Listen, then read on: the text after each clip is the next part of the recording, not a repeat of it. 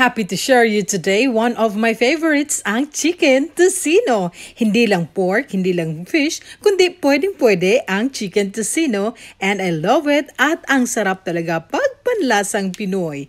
Sana ay magustuhan ninyo ang napakasimple at napakadaling gawin na chicken tocino. Ito ang aking version at ang sarap talaga. At narito ang ating mga ingredient para makumpleto at matikman natin ang napakayami na chicken tocino. Kaya start na tayo! Una sa lahat ay maghanda tayo ng lalagyan or bowl para doon natin i-mix lahat. First sa ating mga ingredient ang 1/4 kilo na chicken fillet or chicken breast na kung saan nakaslice ng manipis. 1/4 lang muna kasi first time tayo. And 2 tablespoons na soy sauce. Kung kinakailangan natin magdagdag, of course, magdagdag tayo.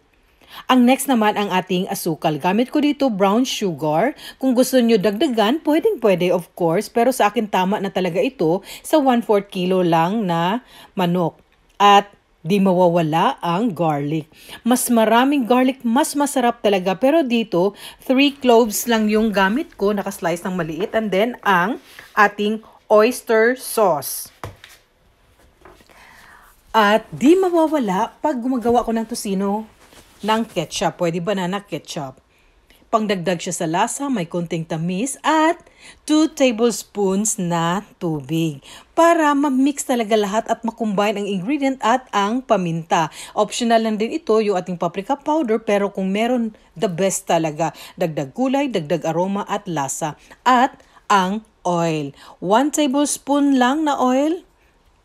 Okay na okay. Tapos takpan natin ng cover or cellophane or yung ating cling na gamit ko dito. Tapos the best nito, overnight talaga siya na i-marinate. Pero 4 to 6 hours or more, okay na siya. Basta wag lang yung 1 hour, 2 hours. Ibang-iba talaga pag na-marinate ng ilang oras. Mas masarap. Tapos ito, 4 hours lang na marinate ko and then pwede na natin siya idiretso sa ating lutuan.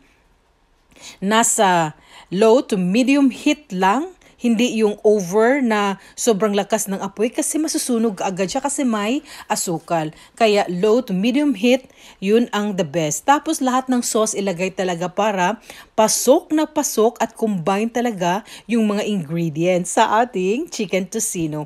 I love lasa ng tocino, mapa fish tocino, pork tocino at itong chicken tocino. Ayan, ilang minuto lang, low to medium heat. Tapos i-ano din natin siya na baliktarin din natin siya para balanse ang pagluluto. Wow, I can't wait talaga. Tapos may rice, tapos may sauce. I love it talaga tocino. Ibang-iba talaga ang panlasang Pinoy, pagkaing Pinoy, lalong-lalo na sa breakfast.